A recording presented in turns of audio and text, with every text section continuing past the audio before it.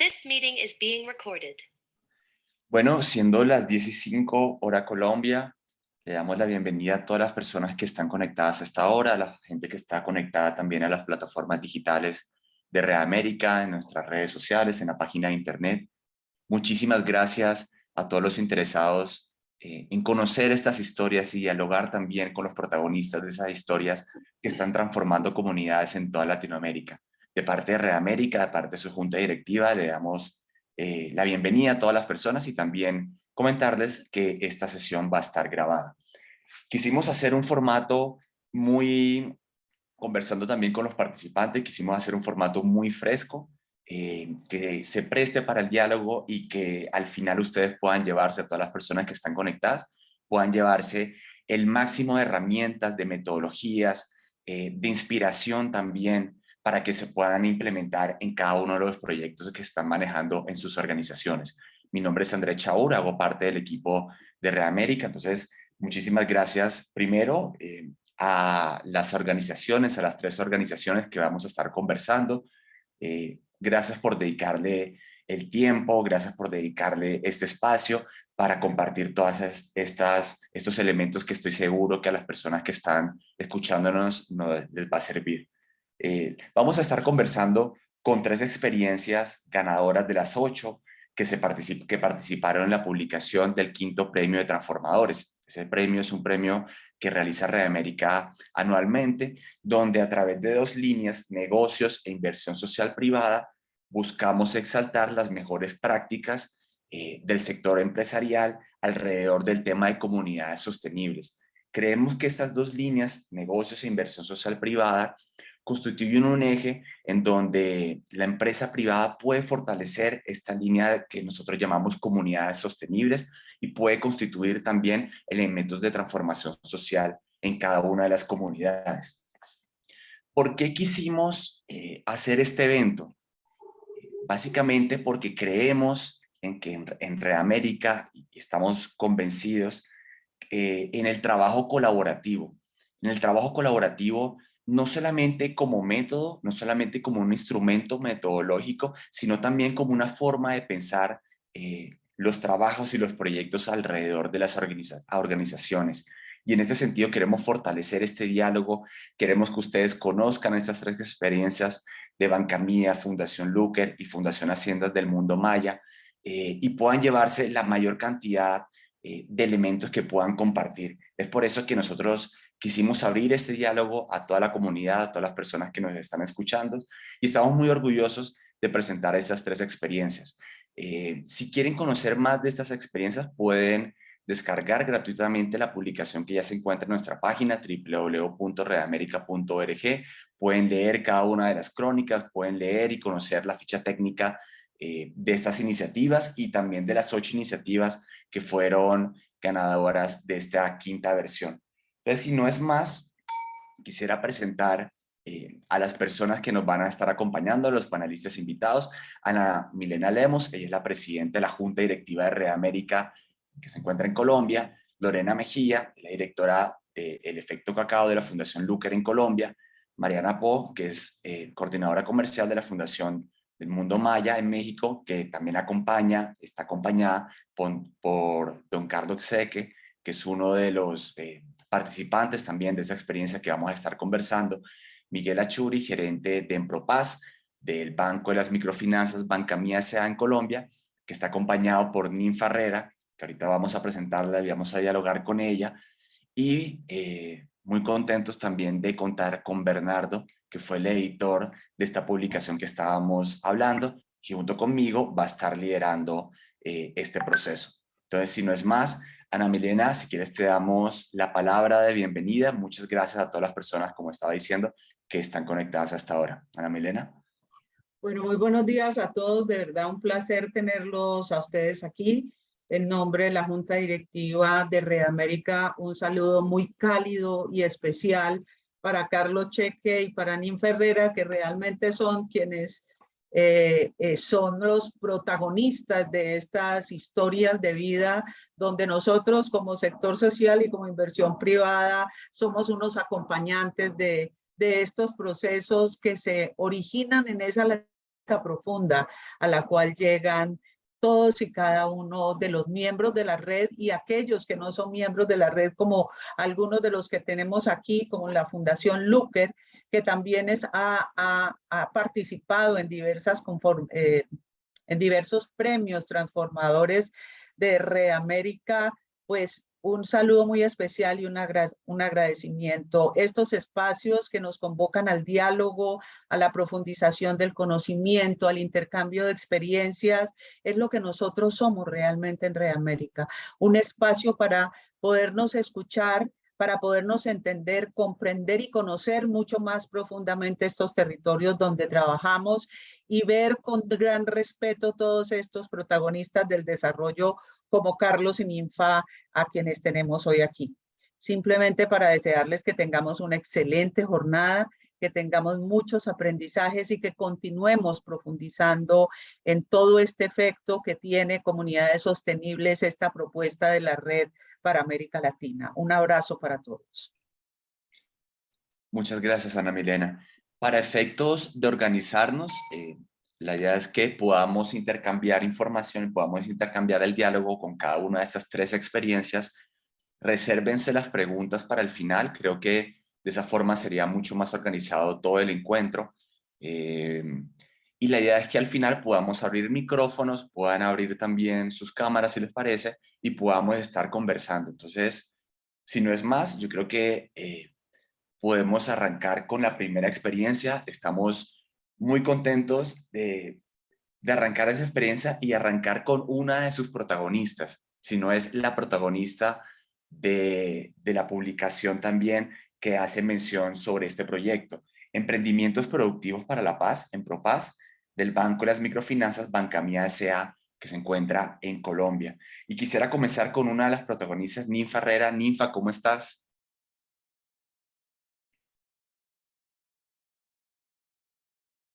Ninfa, no sé si... Buenos días para todos los asistentes a esta gran experiencia. Quiero darle mi saludo desde ese aire de vida de la Amazonía colombiana y darles los agradecimientos por hacer realidad nuestros sueños con este gran equipo de Empropaz en Colombia y específicamente de mi tierra en el departamento de Caquetá. Muchísimas gracias, Ninfa. Ninfa, queremos comenzar por el inicio. Cuéntanos un poquito de dónde eres, a qué te dedicas y cómo cruzaste tu camino de vida con el proyecto Empropaz. O sea, cómo fue que unieron caminos que de hecho está explícito en la publicación, pero quisiéramos que tú nos comentaras en una primera pregunta cómo fue que unieron caminos entre este proyecto y tu proyecto de vida. Bueno, el encuentro con Empropaz fue a través de un paisano mío de mi tierra, de Solano Caquetá, que trabaja como asesor en este programa, y llego allí. Yo hago muchos trabajos comunitarios, pero cuando llego a Empropaz, se me dio la oportunidad de pensar en trabajar en lo mío, ¿no? Pues ya con unas, digamos, propiedad de lo que estaba haciendo en lo comunitario. Fue muy duro el cambio, pero sin embargo lo llevé porque pues es pensar en mí, ¿no? Porque muchas veces nosotros en procesos organizativos trabajamos para la gente, pero finalmente no pensamos en nuestras familias. Y fue una gran oportunidad de poder hacer el ejercicio de consolidar lo que venía haciendo ya en una parte más personal, entre comillas, pero que realmente es una cadena que nos sigue fortaleciendo en lo comunitario, en lo organizativo, y que nos da herramientas para poder cumplir nuestros sueños. Entonces me encuentro con Jonathan, que me habla sobre el tema de cómo aplicar y si tenía digamos, algún trabajo que lo estuviera realizando. Y sí, mi sueño siempre fue emprender. Soñé con ser empresaria y esto me ayudó a consolidar el proceso en perfilarme como consolidando qué era lo que quería, y entonces aquí estoy. Soy de un pueblo nativo de la Amazonía colombiana, y pues estar aquí realmente cambia todo un proceso, digamos, de vida para consolidarme ahora como en sueños grandes, una empresaria de la gastronomía nativa en Colombia. Qué interesante. ¿Qué fue lo que más te gustó de todo este camino con Empropaz? Pues todo. Realmente no hay parte, porque estuvo la pandemia y tampoco nos soltaron. Fueron, digamos, estrategias muy importantes porque realmente no sabía qué se pasaba y nosotros encerrados. Yo pasé la pandemia en Bogotá, pero siempre mantuvimos la confianza y desde Empropaz siempre nos acompañaron en estar virtual, dándonos la motivación para seguir. Pero lo que más, digamos, de todo este proceso es que hayan podido compartir toda la historia y poder mostrar que también como mujer indígena y como ese fortalecimiento que podemos encontrar en perfilarnos más sobre lo que necesitamos, comunicaciones, lo administrativo, lo personal, o sea, también es esa parte, o sea, es algo muy integral que por eso le digo que todo me gustó y realmente entregué el proceso a dejar que se hicieran cambios, porque los cambios también son necesarios hacerlos. Ok. Ninfa, ¿qué retos viste en el camino también? ¿Qué crees que fue como lo más complicado que tuviste durante el proceso? Lo más, Lo más complicado, como de pronto qué fueron los elementos más difíciles que pudiste ver y cómo los sorteaste, cómo pudiste superarlos. bueno, aún lo estoy sorteando, que es el tema de tener la capacidad de herramientas, ejemplo, tener ya la posibilidad de no rayarnos la mano, sino tener una máquina que podamos rayar la yuca sin tener, digamos, como más capacidad de adquirir herramientas, pero también no solamente esas herramientas físicas, sino también esas herramientas tecnológicas. Y pues no, yo creo que ahí vamos ya, creo que lo difícil nos fortalece y no, ahora tenemos mucha más capacidad, la gente ya nos reconoce, no solamente en el nivel regional, sino pues a nivel nacional, y eso ha sido una fortaleza, ¿no? Porque pues también creo que una de las grandes retos que tenemos es no ver esas dificultades, sino que verlas más para poderse uno fortalecer.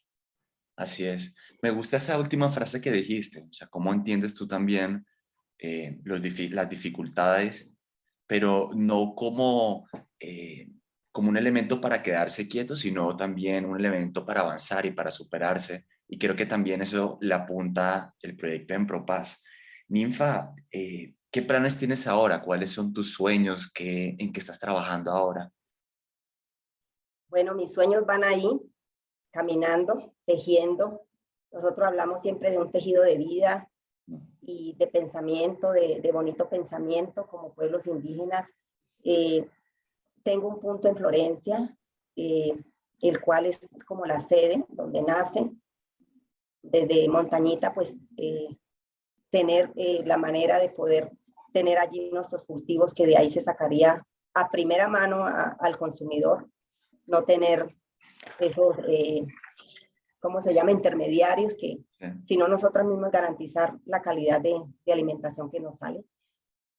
Pero mi sueño también es en Bogotá atiendo por reserva, que es algo que lo estoy haciendo cuando tengo la posibilidad de estar en Bogotá. Y mi sueño más es tener un punto en Cartagena de Indias, donde también podemos darle esa comida natural a las personas que lo quieran conocer, porque sabemos que en la Amazonía tenemos una despensa de nutrición natural, una despensa que nos salvaguarda la vida. Bueno, Eso es. muchísimas gracias, Ninfa.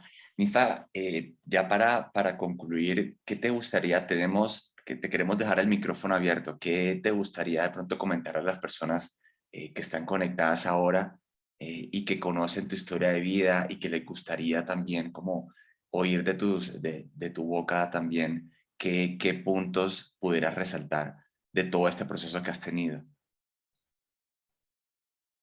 Ser muy resiliente, creerse lo que uno hace, y pues que a partir del programa nos da una posibilidad y que realmente transforma vidas para seguir construyendo país, para seguir fortaleciendo en este caso la cultura, y también tener esas capacidades de podernos mostrar como una Colombia grande, una Colombia que realmente tiene muchas, ¿cómo decir?, muchas cosas bonitas de los territorios para poder vivir como seres humanos dignos, y esta de pronto es la oportunidad de poder fortalecernos en ese campo y salir adelante con nuestras familias a pesar de todo ese proceso tan difícil que nos toca asumir a veces como humanos. Así es. Muchísimas gracias, Ninfa. Aquí te están elogiando, qué valiosa experiencia, Ninfa. Te felicito, inspiradora. Yo creo que todos los que estamos escuchando tu historia, la que leemos también todo tu proceso, estamos muy, muy felices muy contentos de haber escuchado y conocer un poquito más también de todo este proceso que has tenido. Entonces, muchísimas gracias, Ninfa, por aceptar esta invitación y esperamos tenerte también en otros espacios.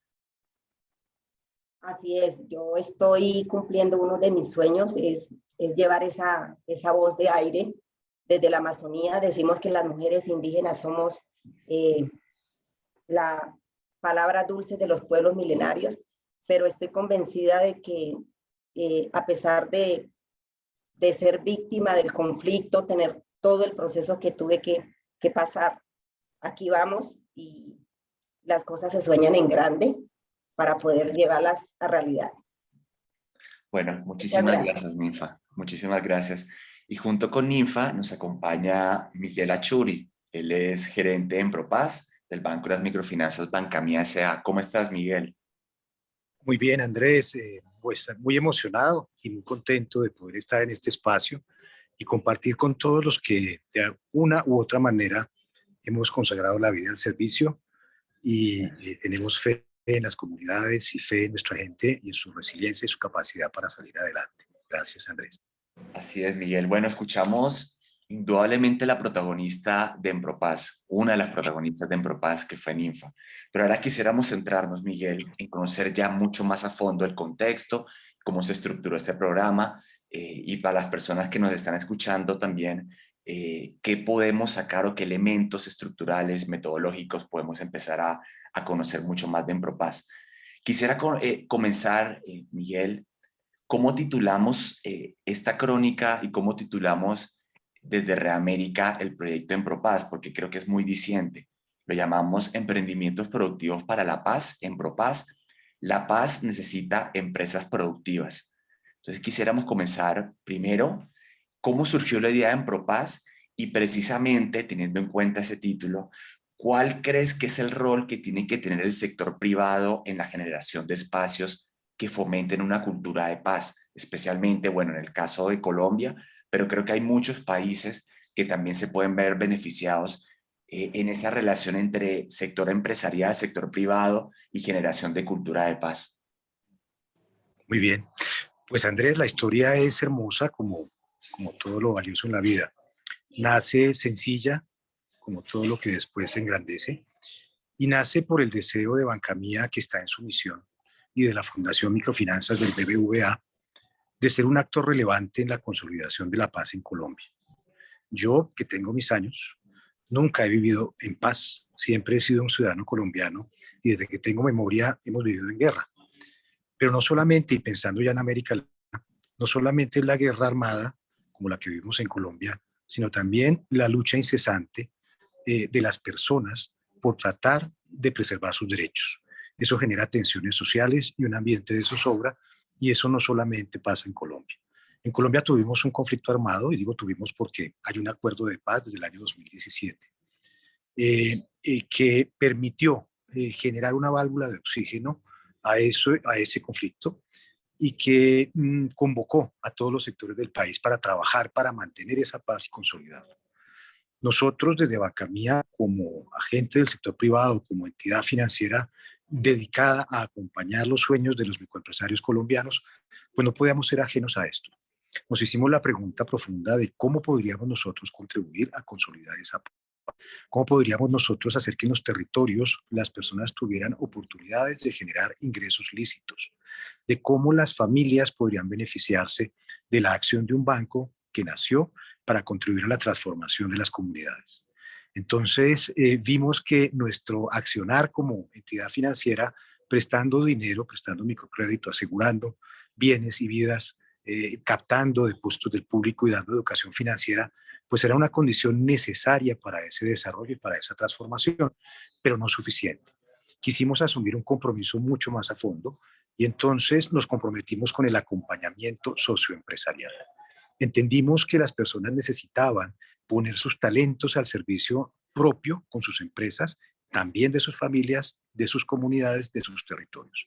Y entonces nos juntamos con dos accionistas de Bancamía, la Corporación Mundial de la Mujer Colombia y la Corporación Mundial de la Mujer de Medellín, que son entidades especializadas en acompañamiento socioempresarial, que llevan más de 14 años haciendo esto y que realmente lo hacen muy bien. También con ese deseo y con esa intención de generar desarrollo, inclusión en los territorios. La Fundación Microfinanzas del BBVA también nos apoyó. Como principal accionista del banco, impulsó el proyecto, lo priorizó, y hoy en día es el proyecto más importante que tiene la Fundación en América Latina. Y es el proyecto más importante de Bancamía, por supuesto, también en Colombia. Entonces, la génesis de esto es un compromiso de frente con la construcción de paz en los territorios a través de la generación de ingresos lícitos. Y déjame decirte algo, Andrés, y para todos. Trabajamos con esto que ustedes ven en Ninfa. Trabajamos con ese deseo de superación que tiene Ninfa, con su sabiduría ancestral, porque es indígena, orgullosamente indígena. Trabajamos con sus capacidades innatas y con sus sueños. Y somos conscientes de que llevamos a cuestas la responsabilidad de materializar esos sueños y de estar disponibles para ellos. Lo decía Ana Milena hace un rato, y tú también, Andrés, y yo lo comparto. Los verdaderos protagonistas de esta historia son más de 155,000 personas que ya después de 4 años de haber recorrido el camino de Empropaz como Ninfa, nos han confiado sus sueños, y que nosotros queremos responder a esa confianza acompañándoles, estando disponibles para ellos y cumpliendo la misión de Bancamía, porque no estamos haciendo otra cosa que cumplir la misión de Bancamía. Perfecto. Muchísimas gracias, Miguel. ¿Sí? ¿Quieres añadir? Sí, quería añadir ahora el compromiso del sector privado con estos temas, ¿cuál es? Pues debe ser todo, ¿no? Porque el sector privado actúa y ya en un concepto de sostenibilidad para crear valor económico, social y ambiental para sus grupos de interés. Y por supuesto que los grupos de interés también son las comunidades, y así no tengan dentro de su portafolio de clientes a personas que como Ninfa son emprendedoras natas, pues sí creo que hay una responsabilidad grande por generar un entorno favorable para el desarrollo. Entonces yo creo que hay cada vez más conciencia del sector privado en eso, de que se tiene que crear ese valor económico, social y ambiental, y que eso significa transformarse interiormente para ser capaz de entender el mundo en el que se opera y para ser más participativo en la gobernanza, más colaborativo en los procesos y buscar siempre generar un impacto, no solamente para los accionistas, que está muy bien, sino también para todos los grupos de interés, que nos una y nos convoque al desarrollo. Así es, Miguel. Tú tocaste un tema muy importante, y es entender ese tipo de transformaciones solamente son posibles desde una mirada sistémica. Y el sector empresarial, el sector privado juega un rol valiosísimo en entender a nivel sistémico dónde se pueden empezar a transformar ciertos elementos dentro de la sociedad, dentro de las comunidades. Miguel, quisiéramos que habláramos un poquito de la metodología de Empropaz. ¿Cuáles han sido, cómo se constituyó esta metodología? O sea, para las personas que estén interesadas de conocer ya la estructura metodológica, y también cuáles han sido las principales conclusiones en este proceso de implementación que ustedes han tenido. Estupendo, sí, pues compartir con todos que la metodología de Empropaz incorpora a los servicios de finanzas productivas también los servicios de acompañamiento socioempresarial. Eso es costoso, es muy difícil de sostener, y más para un tamaño como el que ya tiene Bancamía, con más de 1.350.000 clientes, poder entregar este servicio como parte de su oferta de valor, escalarlo, hacerlo masivo y que llegue a muchas personas, pues tiene un costo importante. Entonces, nuestra primera definición fue obtener cooperación internacional para hacer el programa y generar sostenibilidad futura para él. USAID es el gran aliado de Bancamía, la agencia de los Estados Unidos para el Desarrollo Internacional. Confió en este proyecto y es socio de este proyecto junto con las corporaciones Mundial de la Mujer Colombia y Medellín, y junto con Bancamía pues ha puesto recursos para que este programa sea posible. Entonces, lo primero que dijimos es, esto tiene que ser un modelo de negocio viable y autosostenible. Y yo creo que ese es el gran principio de actuación que ha hecho que Empropaz sea exitoso, porque somos conscientes que la cooperación internacional tiene un principio y un fin. Y ya en un par de años no estará más ese flujo de dinero llegando al programa. Entonces, ¿cómo hacemos para que esto sea sostenible y para que muchas personas más se puedan beneficiar? En este momento estamos atendiendo con acompañamiento socioempresarial a más de 7.000 personas. Y lo que hemos hecho es construir un fondo semilla. Este fondo semilla está hecho de aportes de Bancamía y de aportes de USAID. Y con cargo a este fondo semilla se otorgan créditos de emprendimiento. Fíjate que no estamos hablando de un tema de subsidio. La formación no tiene costo para los participantes, pero el crédito por supuesto que sí. Porque el empresario, en nuestro concepto, debe ser capaz de generar los ingresos suficientes para cubrir todos sus costos, incluso los financieros. Y entendemos que el crédito es una palanca para el desarrollo y para que los emprendimientos sean de un mayor tamaño y para que sean más ambiciosos de lo que serían si simplemente trabajamos con los recursos propios de las personas. Entonces, una vez hicimos el modelo de negocio y lo concebimos, pues empezamos a generar los componentes del servicio que estaríamos dispuestos a ofrecer a nuestros participantes. El primero de ellos es convocarles de manera pública y abierta. Esto debe ser para todos en los territorios y para todo aquel que desee emprender y que legítimamente pues debe ser abierto para todos. Luego hacemos un filtro y ese filtro es porque el talento emprendedor es un bien escaso.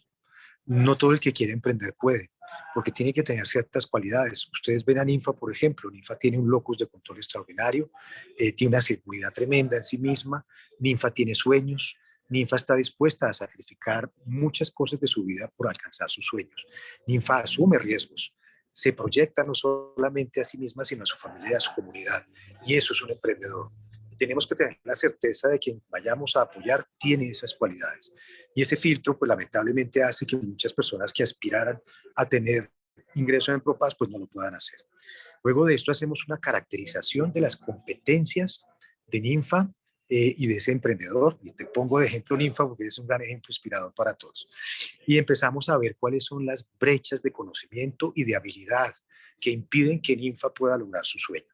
Son 15 módulos que confeccionamos a la medida para cada emprendedor y esa es su ruta de emprendimiento.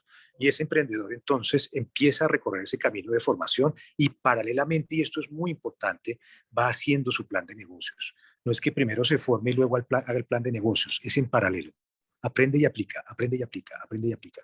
Y paralelamente también les invitamos a que vayan fomentando la cultura del ahorro, es decir, a que aparten un dinero para cumplir un propósito.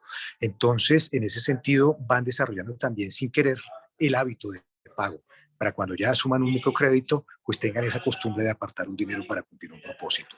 Cuando tienen su plan de negocio, cuando tienen su formación completa, que puede tomar 3 o 6 meses, entonces ellos son candidatos a acceder a un crédito semilla.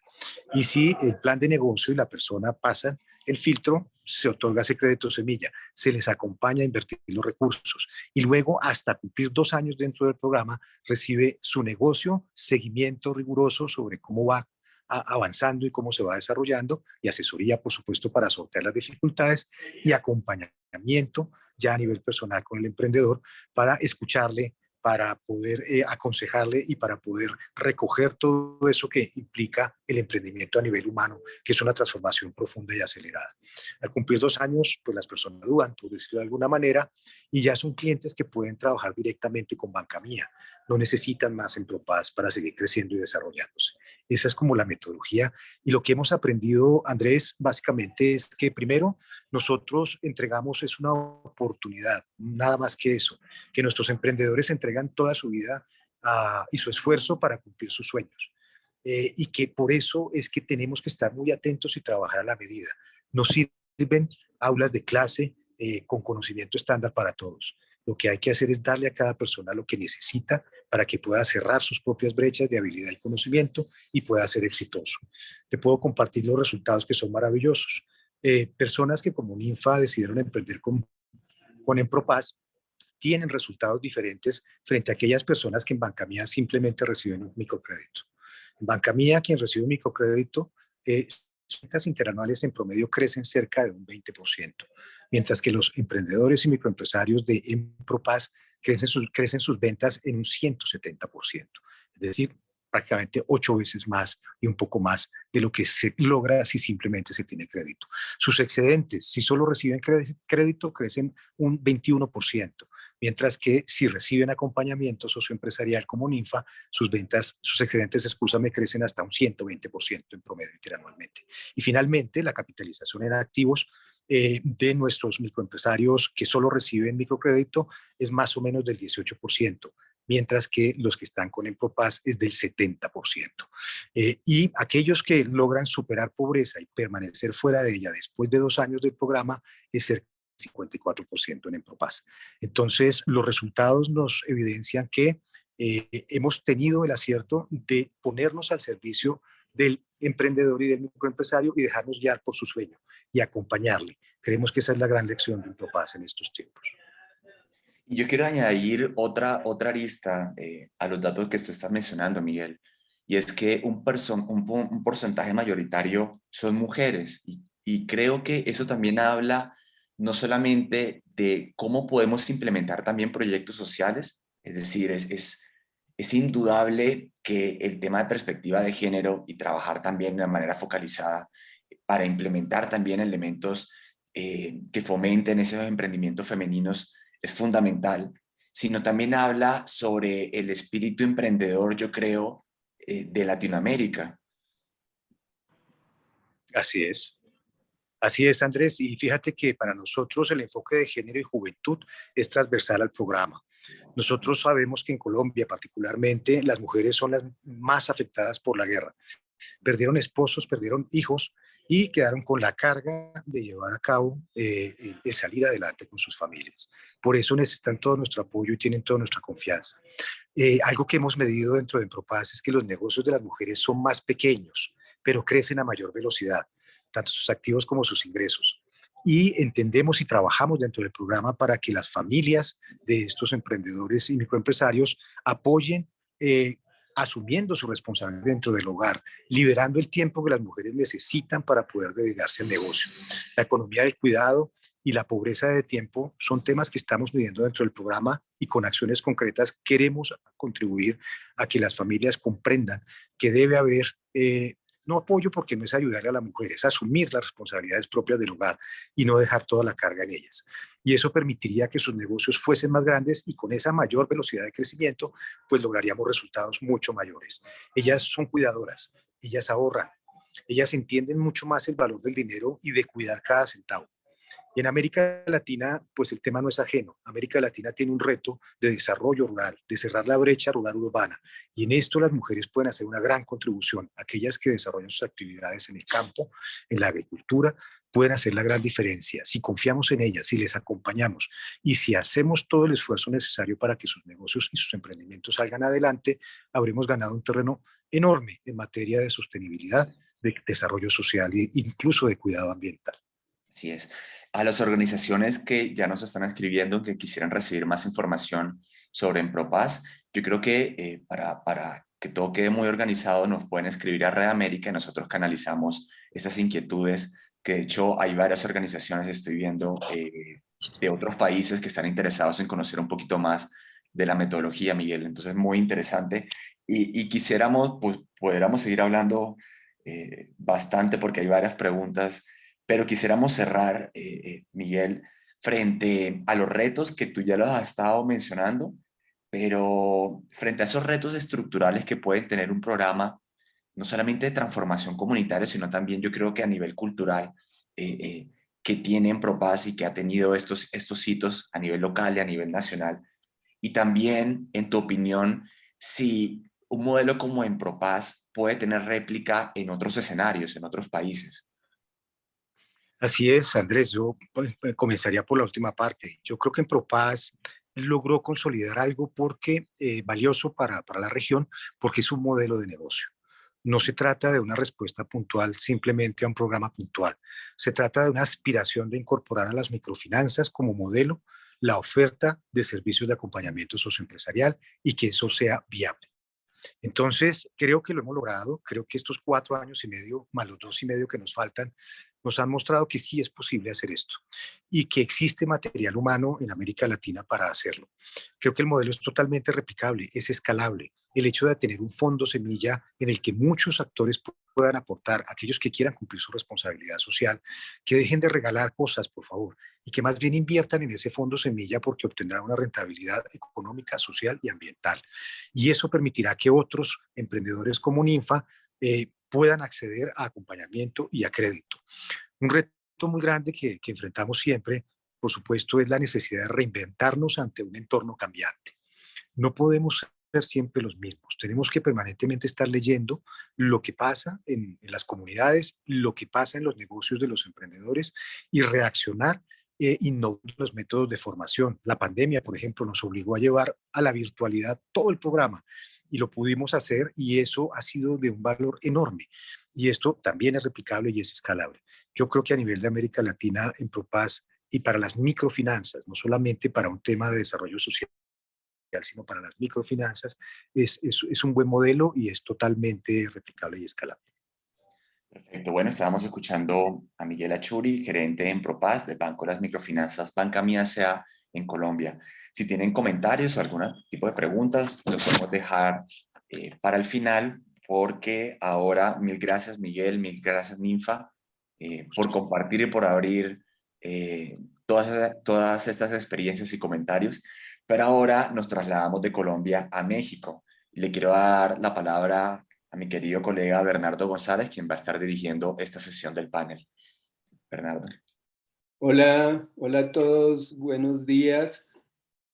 Bueno, vamos a hablar de un programa muy interesante que a su vez es una marca. Se llama Traspatio Maya. Traspatio Maya tiene como uno de sus objetivos fundamentales es rescatar toda esa tradición y todo ese conocimiento que hay en los campesinos de la península de Yucatán alrededor de dos prácticas muy concretas que son precisamente el traspatio y la milpa.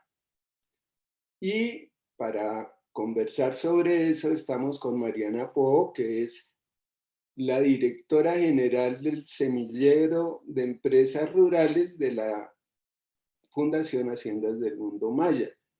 Ese semillero de empresas rurales es como el brazo de fortalecimiento de cadenas de valor de la fundación, y quiero que Mariana, también vamos a hablar con Carlos Cheque, que es uno de los campesinos con quien conversamos para hacer la crónica. Y que regresó de ser albañil a construir su milpa y a utilizar todo ese conocimiento que le habían dado sus mayores, pero Mariana en primera instancia nos va a dar un contexto de lo que es Traspatio Maya como marca y como programa. Mariana, bienvenida. Muchas gracias, Bernardo. Hola a todos, mucho gusto. Pues sí, igual digo, les voy a contar ahorita un poco del programa, de lo que hacemos. También, como decía Bernardo, va a ser muy importante escuchar a don Carlos, pues que, como mencionaba Bernardo, pues ahora es un empresario que tiene muchísimo potencial. Entonces, pues bueno, les cuento un poco. En Fundación Haciendas del Mundo Maya somos una fundación que lleva 20 años en el territorio de la península de Yucatán, trabajando con comunidades rurales en un programa de desarrollo integral comunitario, ¿ok? En donde uno de los elementos principales es el fortalecimiento de capacidades y habilidades desde un enfoque de desarrollo humano hasta temas de activación económica. Dentro de toda la parte de activación económica, como les decía, está Semillero de Empresas Rurales, que es la plataforma comercial que permite el acceso a mercado tanto a productores como a artesanos a través de las marcas Taller Maya y Traspatio Maya. Traspatio Maya es una plataforma que está conformada por una red de más de 200 productores de maíz criollo, miel melipona, sal y hortalizas. Y a través de Traspatio Maya, todas estas empresas de productores y redes comercializan el excedente de lo que producen y de esta manera pues les permite tener ingresos sostenibles y una mejor calidad de vida. Para nosotros, pues las comunidades rurales mayas tienen cuentan con una riqueza cultural y natural muy rica. Uno de los objetivos principales de la experiencia de Traspatio Maya es generar con los productores los medios para la superación de la pobreza extrema y la inseguridad alimentaria en las comunidades rurales maya. A través del acceso a redes de empleo formales y al mercado de comercio justo.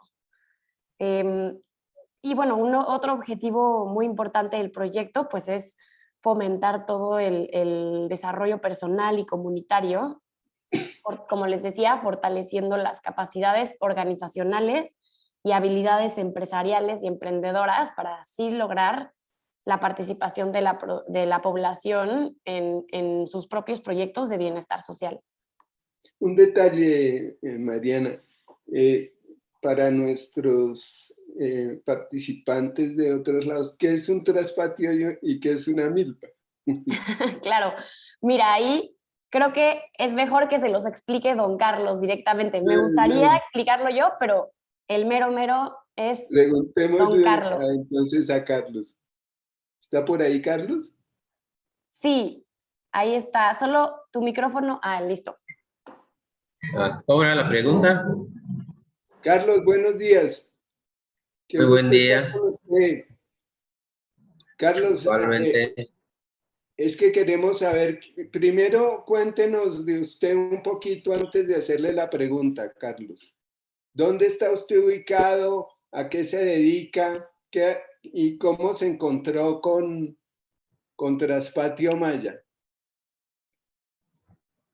Mira, yo la mayor parte de mi infancia casi, digamos, estuve trabajando de albañil mucho tiempo y otra una ocasión, creo que el 2013, entrando el 2014, entró la fundación de Tixcacal Tuyú. Yo soy parte de Tixcacal, de Yucatán.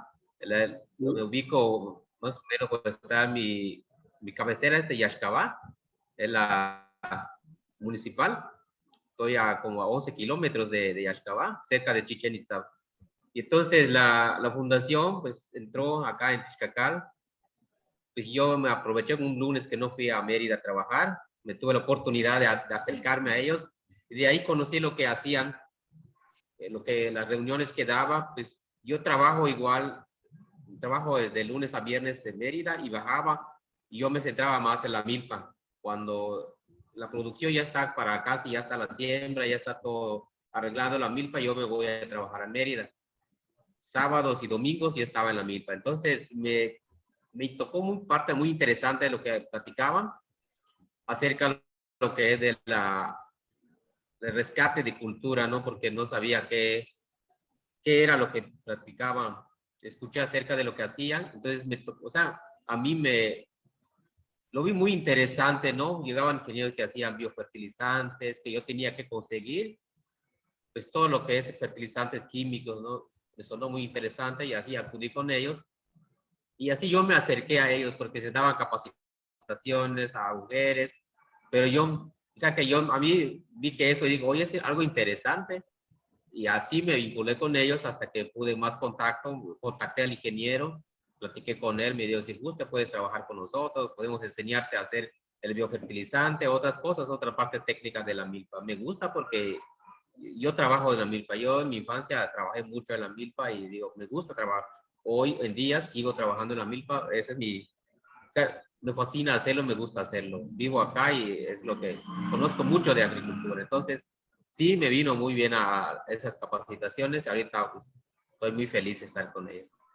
Bueno, tú eras albañil y gracias al programa un poco también pudiste retomar la tradición de la milpa, pero eso era que nos expliques qué es una milpa y qué es un traspatio. Es muy interesante.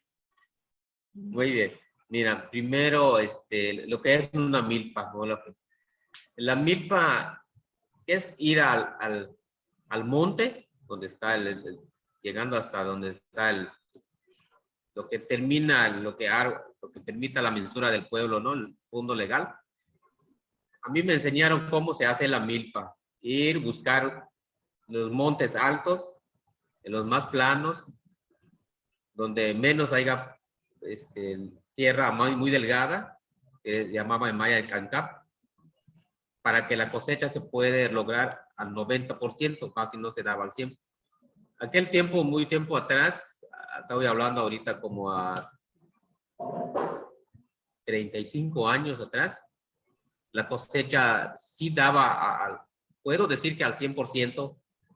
A nosotros acá en Yucatán, cuando tenía la edad de 12, 11 años, si no estoy mal, nosotros producíamos maíz, de aquí lo llevaban a Mérida. Llevaban toneladas de maíz a Mérida, todo frijol, ibes, se producía. ¿Por qué? Porque los montes estaban muy altos. Y entonces, de ahí entonces me recuerdo cómo íbamos a buscar el lugar que es adecuado para hacer una milpa.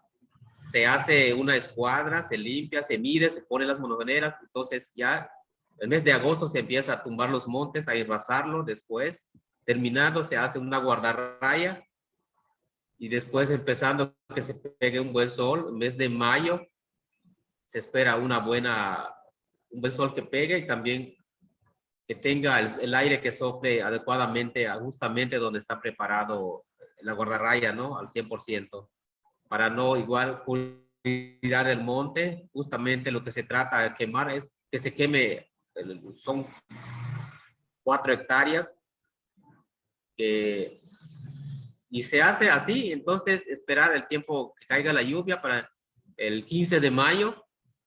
Antiguamente el 15 de mayo es cuando nosotros empezamos a sembrar, haya lluvia o no haya. El 20 de mayo es cuando cae la lluvia, a veces terminando la siembra, 3 días cae la lluvia, entonces ya y de ahí entonces la cosecha se gana, ¿no? Todo, no usábamos ningún tipo de químico, todo era chapeo a mano, y se ha logrado la mayor parte de la cosecha. Bueno, ¿Y qué tienes eso es en una milpa. Hoy en día, ¿qué ¿sí? tienes en tu milpa hoy? Que entiendo pues que la milpa es un cultivo combinado de muchas cosas que se ayudan entre sí a crecer. ¿Cómo es eso? Hoy en día, bueno, desde tiempo pasado, lo que se ha sembrado en tiempo pasado, hay 4 variedades de ibes. El Ichquitán es una variedad de ibe, el ibe negro, hay uno el rojo, el blanco, está el frijol, espelón, calabaza, jamaica, camote, yuca, el macal. Hay calabazo, donde se lleva el agua antiguamente, sembrábamos ahí, la lenteja. Toda esa parte, cuando se da, entonces casi no se perdía nada, lo cosechábamos al 100%. Hoy en día siempre se siembra eso, pero casi no se logra como el tiempo pasado. Y el maíz. Entonces tenemos 4 variedades de maíz: el mejenal blanco, el mejenal amarillo y el rojo. También tenemos el xnupnal. Todo eso, lo que se siembra hoy en día, igual se ha estado sembrando, y eso es lo que se siembra en una milpa. Y lo que hay, el transporte. ¿Sí? Bueno, pero además tú eres un empresario y un poco lo eres porque has trabajado con Traspatio Maya. ¿Cómo te ha ayudado el programa a crecer y a integrarte en una cadena de valor? Mira, lo que es ahorita hablamos de la milpa, ahorita lo que hablamos de lo que es de traspatio, que se siembra, ¿no? Lo que hacemos nosotros, le llamamos nosotros un huerto familiar, donde hacemos la agricultura, nosotros involucra a toda la familia. Y lo que hacemos en el campo ya en las tardes, nosotros, la familia nos ayuda a trabajar, tenemos un pequeño terrenitos allá, y entonces, mayormente las mamás lo hacían con unos botes que no nos sirven, reciclar algo, ¿no? Una cubeta, una palangana de lo que tenemos. A veces se hace el canché, pones 4 horcones como algo que eleve arriba para que las gallinas no la alcancen y no los coman, ¿no? Y entonces lo que nos ayudó el Traspatio Maya es que las capacitaciones, cómo podemos sembrar un poquito más en calidad, en volumen. Y sí estuvimos recibiendo capacitaciones acerca de esto. Hicimos unos grupos de mujeres, hombres igual que estaban acá. Y de ahí entonces fuimos sembrando un poquito más, rescatar todo lo que se había perdido, porque hay muchas personas que no estaban muy convencidos de que eso ya era tiempo pasado. Lo más práctico, según, ¿no?, es ir al mercado, tenerlo todo en la mesa, ¿no? Pero también fijamos a ver también cuestiones de calidades, cómo lo produce, qué tanto le pone, ¿no?, químicos. Entonces sacamos cuentas igual de lo que hacían nuestros abuelos. Ellos pues lo tenían todo cerca, ¿no? Y a base de eso, de las capacitaciones, nos dimos cuenta de que yo los consumía. De hecho, yo los consumía, pero yo no me concentraba de esto, ¿no? Eso lo dejé el tiempo pasado. Pero después de las capacitaciones me dio a entender de verdad, ¿no?, de que si anteriormente de lo que consumía era al 100% natural, bueno, hoy en día digo, porque había muchas enfermedades que mis abuelos, cuando llegué a conocer mi abuelo, mi papá, ¿no?, que casi a mí me enfermaba más seguidos, a ellos no, y a veces no, también tenía muchos que ver tipos de enfermedades. A veces personas iguales de corta edad, a veces se les cae, los dientes están picados, digo, ¿por qué ellos no? Y entonces me doy cuenta de que todo lo que ellos consumieron era algo natural. Entonces digo, bueno, qué bueno, excelente, ¿no? Ahora voy a empezar a practicar esto, porque a partir de que si yo lo hago así, voy a tener una buena alimentación, y también mi producto que voy a estar vendiendo. Bueno, platicando acerca de todo eso, de lo que consumen los abuelos y lo que consumimos hoy en día, podemos practicar y regresar como el tiempo atrás, ¿no? Y aparte también es como que, digamos, que es un ingreso en la bolsa, ¿no? En vez que salga en la bolsa, pues que nos quede, porque ya lo tenemos cerquita. Y a través de eso, entonces, pudimos estar como que en un reto de que la mayoría de las personas, como que darle un impacto al pueblo, y también al pueblo como contagiar, y también hacer un poco de esos rescates, ¿no? Y nos preguntaban cómo lo hacíamos. Hicimos mercadito aquí en el mismo pueblo para exhibir lo que tenemos en producción en los huertos, ¿no? Hicimos pequeños mercaditos en la plaza. Hoy en día igual, aún todavía seguimos, y de ahí entonces tuvimos la oportunidad de exhibir. La fundación igual nos ayudó mucho. Creo que ha llegado igual, ellos tienen vinculaciones con personas que tienen proyectos, ¿no? restaurantes que tiene. Pues a partir de ahí, entonces tuvimos una oportunidad, me acuerdo muy bien, un restaurante, pudimos participar en Noma, hicimos un buen reto igual con el grupo que estábamos trabajando, no incluso solo el pueblo de Ixcacal, había otras comunidades. Entonces nos tuvimos una oportunidad de venderle a un restaurante Noma. Y de ahí la primera experiencia entonces de nosotros, que era como un reto, como que nunca hemos ido a comercializar algo así. Y pusimos la meta como que qué podemos ofrecerles a ellos. Y fuimos preparando suelo, abono, todo lo que podíamos a nuestro alcance, lo pudimos preparar. Y estaba a tiempo todo eso. Mira, llegó el grado de que nosotros pudimos comercializarle a 3 meses le estábamos vendiendo a Noma. Y entonces para nosotros fue una experiencia que casi nunca en nuestra vida hemos hecho algo así. Y la verdad que sí, sí nos vino de mucha ayuda igual. Era un buen ingreso en la familia y las familias fueron muy contentos igual. Y ya querían seguir participando. Y hasta la fecha, hoy en día estamos comercializando. Estamos ahorita en un proyecto igual que se llama Pie Huacán. Y eso estamos con el grupo, ¿no? Esa es parte que lo estamos trabajando. Sí, Carlos, nos ha ayudado mucho, ¿no? Personalmente a mí. tú también trabajas con abejas meliponas, ¿no? ¿Desarrollaste esta línea, me contabas cuando hablamos?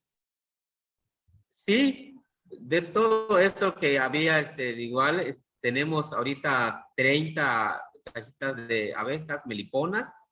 También los abuelos tenían, pero desconocíamos cuáles son, ¿cómo se llama? Desconocían ellos cuáles, para ellos eran como cualquier tipo de abejas, ¿no? Y entonces Yeah. la mayoría de las personas como que no le dieron valor porque como que tenía tanta miel y ¿qué hago con esto, no? Y poco a poco no le prestaron interés y se fueron como que perdiendo esas aves.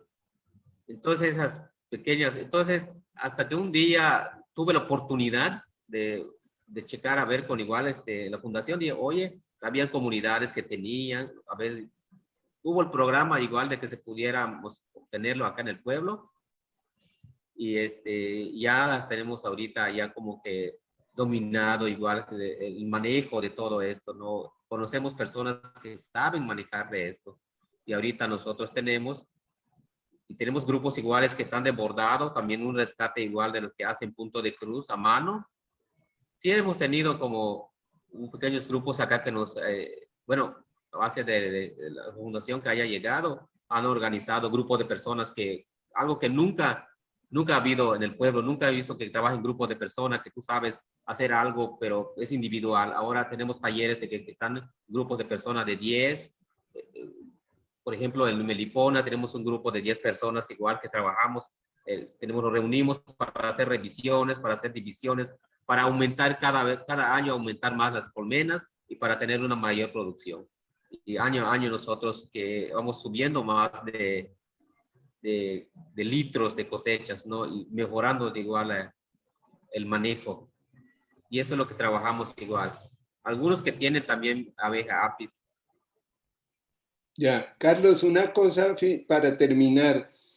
¿Qué planes tienen para el futuro? Ustedes allá en Tliscaltayud, en relación con transformación y eso.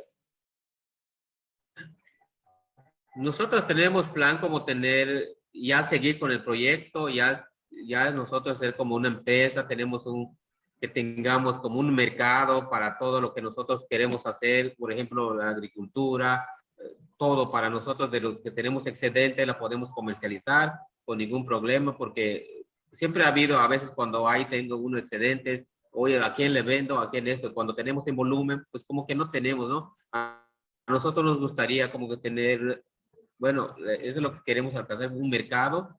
Ahorita que estamos promoviendo ahorita un mercadito acá en el pueblo, ya la gente nos conoce, estamos de martes a jueves, y eso exhibimos todo lo que tenemos y se gasta, ¿no? Entonces nuestra meta es esto, hacer un empresario y tener un buen mercado y para seguir adelante y tener unos ahorros y pues trabajar en grupo, seguirnos en grupo, pues así siempre hemos mantenido ahorita llevamos casi, si no más mal, como 10 años ahorita estamos unidos con el grupo. Y mucha gente dice, pues es algo difícil porque no hay grupos que se mantienen 10 años, ¿no? Algunos que llevan 2, 3, pues se dividen, ¿no? Pues nosotros ya llevamos que mucho tiempo, gracias igual a las capacitaciones, a las fundaciones que nos han permitido igual como trabajar en grupos para poder salir adelante, pues a eso hemos aprendido a convivir más que al trabajo, ¿no? Qué bien, Carlos. Muchísimas gracias por estar con nosotros. Mucha suerte con todo. Vamos, Mariana ahora nos va a contar algo que tú ya mencionaste y fue cómo comenzó ese contacto de Traspatio Maya con los grandes chefs del mundo. Parece que fue una casualidad, pero fue una gran casualidad y de ahí empezó como ese contacto de los campesinos y empresarios ahora de Yucatán con grandes chefs y restaurantes pues con todo lo que ustedes producen. Mariana, cuéntanos. Claro que sí. Pues mira, te cuento un poco. Mira, podría, o sea, ahorita lo llamaste casualidad, pero realmente, pues, como fue el primer contacto con todo el sector gastronómico, hay dos aliados importantes que ya eran aliados importantes de la fundación, ¿no? Que son René Redzepi, un chef de Dinamarca que tiene un restaurante que se llama Noma, y Roberto Solís, que es un chef mexicano con mucho nombre y con mucha experiencia, sobre todo en la península de Yucatán. Y ellos ya eran aliados de ustedes, la fundación, correcto. Sí, claro. Porque estábamos pues en el mismo territorio. René siempre ha tenido una fascinación por la cultura maya. Entonces, visitando una de las comunidades, ahí en Yaxcabá, que es de donde, por la zona en la que está Don Carlos, justo pues se enamoró, ¿no? O sea, se enamoró del maíz, se enamoró de todos los ingredientes. Entonces dijo, o sea, he buscado por todo el país distintos ingredientes, estos tienen que estar sí o sí en el proyecto que estoy haciendo en México, ¿no? Entonces, pues así fue como empezó la relación. Empezamos a codiseñar con los grupos de productores en las distintas comunidades cómo podía ser algo viable para lo que estaba pidiendo el sector gastronómico, ¿no? Aquí lo interesante es justo que ya era evidente una demanda del mercado, ¿no? Y esta oportunidad de poder ser una fuente de generación de ingresos. Entonces, pues empezamos a trabajar en la proveeduría, como les contaba Don Carlos, para pues era un pop-up que se estaba haciendo en México del restaurante. Un pop-up es como un restaurante itinerante, ¿no? Que se abría, pero pues dijimos, nos asombramos con las capacidades organizativas y demás de los grupos. Entonces dijimos, vamos a reforzar esta parte, ¿no? Los grupos a la par ya venían trabajando en un proyecto de la Fundación de Agricultura Familiar y Nutrición, en el que pues veían todo el tema de cómo aplicar prácticas sustentables en el traspatio, por qué era tan importante el producir local, el rescatar las variedades, etc. Y pues como ya venían varios, como que les dijimos, oigan, ¿y por qué no producen un poco más de lo que consumen sus familias? Y hacemos un sistema se llama Community Supported Agriculture, que es lo que Carlos les contaba, que es Pide tu Huacal. Entonces, pues empezamos a trabajar en este sistema de membresías en el que tú desde Mérida te asocias con un productor y a la semana recibes durante toda la temporada un huacal con hortalizas, frutos de las distintas comunidades. Entonces, de esta manera, pues ya es una relación como a largo plazo y contribuye a muchas cosas, ¿no? A la producción de variedades locales, a el no tener a lo mejor que comprar estos ingredientes que vienen de muy lejos, entonces pues reduces un poco el impacto ambiental, etc. Entonces por ahí, bueno, eso por un lado. Y después de trabajar con René y con Roberto, ellos nos han ido vinculando con distintos chefs alrededor del mundo cada vez más. La verdad es que el sector gastronómico es muy importante para este proyecto porque ellos nos ayudan a construir esta cadena de valor que estamos como impulsando, ¿no? O sea, son embajadores a nivel mundial acercando tanto oportunidades de generación de ingresos, o sea, de repente nos buscan tortillerías en Tailandia, ¿no? Restaurantes en Irlanda, o sea, de todos lados. Además de eso, pues también vinculándonos con actores clave, ¿no? Oigan, es que este proyecto están exportando el maíz a otro lado, o está este otro proyecto que trabaja con temas de conservación, etcétera. Entonces, pues justo nos están ayudando como a lo que mencionaba Miguel, ¿no? En la plática pasada, o sea, cómo hacemos un impacto colectivo, ¿no? Y cómo nos sumamos en red para ir fortaleciendo estas cadenas de valor. Entonces, pues seguimos trabajando. Entre esas,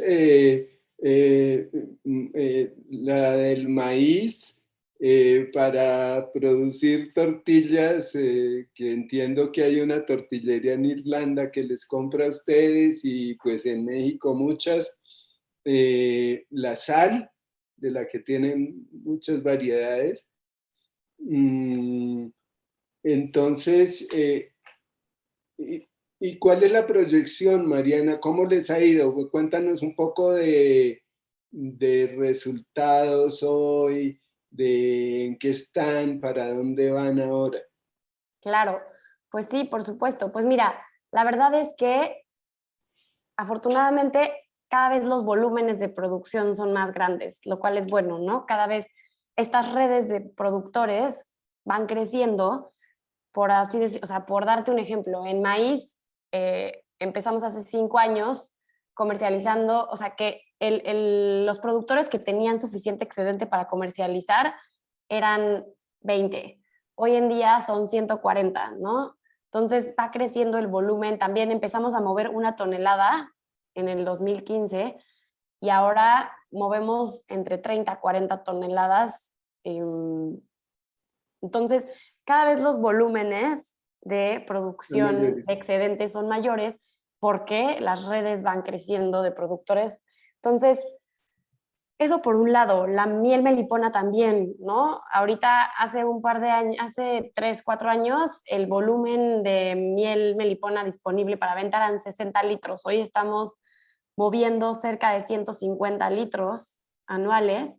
Entonces, eso por un lado. Y por otro lado, el mercado también va creciendo. Cada vez hay más gente interesada, cada vez estamos viendo dinámicas mucho más respetuosas, dinámicas mucho más justas. O sea, en la parte del maíz, antes de sembrar, ya tenemos a varios diciendo, yo quiero apartar esto, ¿no? Entonces, pues es lo que estamos buscando generar en todas las demás líneas, ¿no? En la miel, en la sal, en las hortalizas, que pueda seguirse fortaleciendo toda esta parte. Y sobre todo nos interesa mucho que hoy en día, ahorita, los eslabones de la cadena de valor están ocupados principalmente a nivel comunitario en la parte productiva, pero pues estamos buscando que cada vez más se ocupen estos demás eslabones hacia el consumidor final, ¿no? Que haya un acercamiento mucho más profundo entre el productor y el consumidor final. Sí, ese aspecto me parece, creo que es el de los más importantes del programa.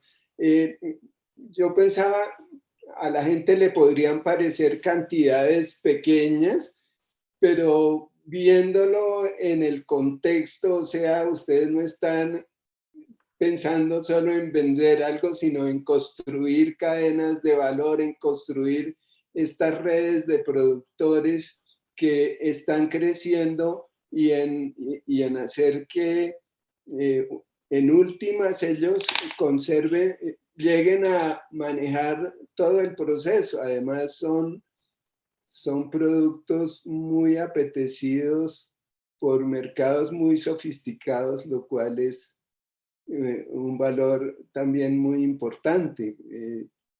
Entiendo que las variedades de maíz son muy autóctonas y muy atractivas. Entonces, no sé si quieras agregar algo, Mariana, o cerramos. Pues mira, de mi parte, creo que, pues nada, agradecerles. Creo que, digo, un aprendizaje valioso del proyecto de Traspatio Maya que puede ser pues, útil para otras personas o otros contextos que enfrentan retos similares, es pues, buscar un desarrollo sostenible a través del modelo de gestión en el que las propias comunidades participan en la promoción de estos proyectos de bienestar social. O sea, todo este modelo de gestión está arraigado en la metodología de la fundación que les hablaba al principio, la cual busca este desarrollo integral comunitario a través del desarrollo de habilidades personales y organizacionales, ¿no? Entonces, creo que eso es clave por si alguien como tiene la inquietud de explorar un proyecto similar. Y pues nada. Muy bien, muchas gracias, Mariana. Que entronca muy bien con la propuesta de Red América de desarrollar comunidades sostenibles. Y esa es la razón por la cual obtuvo este muy merecido premio. Así que gracias. Y Andrés, Carlos, Mariana, gracias. Bastante interesante. Mil gracias, don Carlos, mil gracias, Mariana, por compartir esta experiencia. Y nos pasamos ahora de la milpa, de la miel y del maíz, nos pasamos ahora al cacao. Y nos pasamos de país y nos movemos ahora otra vez a Colombia.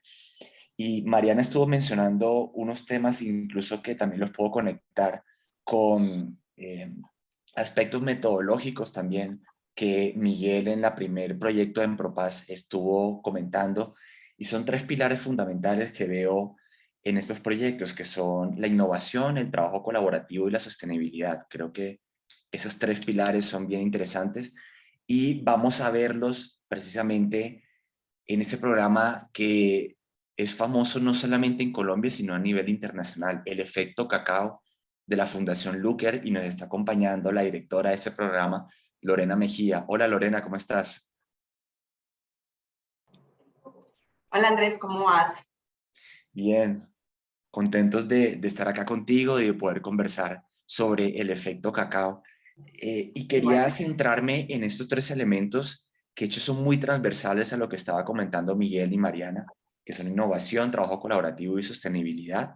Pero antes, cuéntanos un poco qué es el efecto cacao, de dónde surge, cuáles son las motivaciones, cuáles han sido como esos principales hitos que ha tenido este programa, que de hecho ha ganado bastantes premios. No sé si también nos puedes como mencionar eso, porque vale la pena resaltar.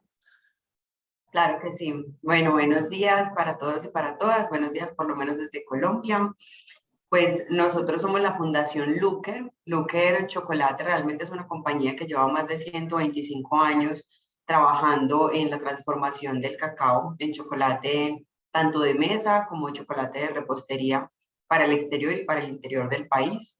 La Fundación Lúker es relativamente joven, llevamos 25 años trabajando más que nada en educación y en emprendimiento en Manizales, que está en el corazón del eje cafetero en Colombia. En nuestro caso, gracias al proyecto del efecto cacao, comenzamos a generar un plan colaborativo de negocio que tuviera que ver ya con el desarrollo rural y los cacaocultores. Ese plan colaborativo de sostenibilidad se llama El Sueño de Chocolate. Pueden encontrar toda la información en thechocolateDream.com. Y no solamente tiene el efecto cacao, por supuesto el efecto cacao es el programa más grande de sostenibilidad para Colombia en Lúker Chocolate, pero tenemos muchos programas diferentes que están en 3 enfoques. El primer enfoque es un enfoque más ambiental, el segundo es un enfoque de desarrollo comunitario y de género, y el tercero es un enfoque de desarrollo económico, que permite el mejoramiento del ingreso o el aumento del ingreso en el pequeño productor. Básicamente en ese pilar es donde entra el efecto cacao. Todo lo que hacemos en el efecto cacao tiene que verse en un indicador que nos permita medir que el productor y su familia aumentaron o incrementaron su ingreso, ¿sí? Lo hacemos por medio de qué componentes. Son 3 componentes que son los que pudimos notar en las comunidades en las que trabajamos en Colombia y que además son componentes que se acompañan mucho de la problemática social gigante que se adiciona, además en Colombia, que más temprano lo mencionaba la chica que estaba interviniendo, Ninfa lo mencionaba, así que son comunidades acá estamos en conflicto armado y también lo mencionaba Miguel. Bien, entonces, ¿eso qué tiene que ver con el cacao? Pues el conflicto armado en Colombia se ha movido mucho alrededor de los cultivos ilícitos, y el cultivo ilícito por excelencia en Colombia es la coca, como dice Ninfa. Entonces, ¿por qué tenemos que hablar de la coca? Porque se desarrolla en el mismo piso térmico que se desarrolla el cacao. Por eso el cacao por excelencia es el que viene a reemplazar los cultivos ilícitos y se le conoce como el cultivo de la paz. Cuando uno entiende esa estructura, Andrés y todos los presentes, pues comprende que el proyecto no puede ser solamente vamos a llegar a donde el productor o la productora va a mejorar su productividad, sino que tenemos que tener en cuenta toda la pobreza multidimensional y todo lo que está rodeando a ese productor. Por eso los componentes del efecto cacao son 3. El primero es productividad, por supuesto. Nosotros buscamos aumentar la productividad del cultivo de cacao, renovando ese cacao que tengan, sea los años que tenga, o trayendo un nuevo cultivo de cacao para establecerlo. Lo establecemos de forma sostenible, acompañados de sistemas agroforestales que sean amigables. Incluso desde el año pasado estamos trabajando un tema de agricultura regenerativa en acompañamiento con consultores de Brasil. Y allí entran 2 de nuestros aliados, que son el grupo Enel Colombia y Lúcar Chocolate.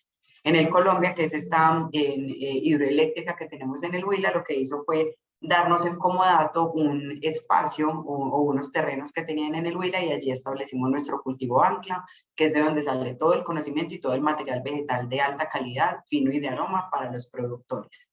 En un segundo componente tenemos la asociatividad y el emprendimiento. Resulta que yo no hago nada si le mejoré el cultivo al productor, pero si no tengo en cuenta la asociación para que tenga unas buenas prácticas, para que por medio del índice de capacidades organizativas nosotros podamos realmente hacer una mejora administrativa con esa asociación. Allí entra la Universidad de AFIT. Ellos llevan aplicando el ICO hace muchísimo tiempo, y lo que están haciendo es llevando a estas asociaciones a que estén por encima del 70% de las buenas prácticas en el índice de capacidades organizativas. Y tenemos el subcomponente de emprendimiento dentro de ese mismo segundo componente, porque el productor no solamente tiene cacao y el sistema agroforestal, tiene mucho más en la finca. En los emprendimientos más del 90% de cacaocultores son mujeres, y ellas tienen apicultura, tienen horticultura, tienen artesanías, tienen muchos temas de emprendimiento que pueden acompañar muy bien al cacao. Y el tercer y último componente es un componente de educación y resiliencia. Nosotros reconocemos la brecha tan grande que tenemos en educación a nivel rural, y la Fundación Lúcar, este es un programa de la Fundación como tal, llevó el programa La Universidad en tu Colegio y el programa Aprende, que justamente fue el ganador el año pasado por la Fundación Qatar, y que este año nos hace ganadores de la Jacob Foundation, justamente por la metodología que se está aplicando, y en donde hemos sacado el menor índice. Prácticamente estamos en el segundo lugar en este momento de empleabilidad en jóvenes en Colombia, que es lo que permite ya el programa Aprende y la Universidad en tu Colegio. Pues lo estamos llevando al campo. En la universidad, en el campo, donde los chicos de 10º y 11, una vez salgan de 11 del colegio, ya tienen un técnico laboral debajo del hombro para salir al mercado laboral. Finalmente, con resiliencia nos colabora la Fundación Saldarriaga Concha, que es otro aliado de nuestro proyecto. La fundación lo que hace es llevar diplomados o soluciones basadas para la comunidad, para que las comunidades sepan gestionar mejor sus habilidades socioemocionales, entendiendo todo el tema de conflicto armado que tienen alrededor. A nivel transversal tenemos varios componentes. Hemos tenido un tema de conectividad con Microsoft Colombia, llevamos conectividad con propósito a Tumaco, son 6 puntos de conectividad donde llevamos programas como Mujer Rural. Por primera vez en Colombia estuvo el programa de BAM Academy, que es Blacks at Microsoft o Negros en Microsoft. Lo que hicimos fue formar a comunidades negras entre los 14 y los 24 años, y los que tuvieron mejor desempeño ahora están como empleados con Microsoft, son personas que están en la comunidad de cacao.es. Finalmente, nuestra estrategia de género y de juventudes, estamos colaborando en este momento con la Fundación WWE, esto no entró dentro del premio del año pasado, pero ya este año estamos graduando alrededor de 200 personas en conocimientos con base de género, y que permiten que en las comunidades queden personas profesionales que saben manejar e implementar proyectos con base de género. Básicamente es eso. En efecto, el reconocimiento ha sido bastante. El año pasado justamente el DPS nos consideraba una de las alianzas que ayudan a superar la pobreza en Colombia, y también la Vicepresidencia de la República nos reconoció como uno de los proyectos en Colombia que rompen el techo de cristal para el acceso a las mujeres en la ruralidad.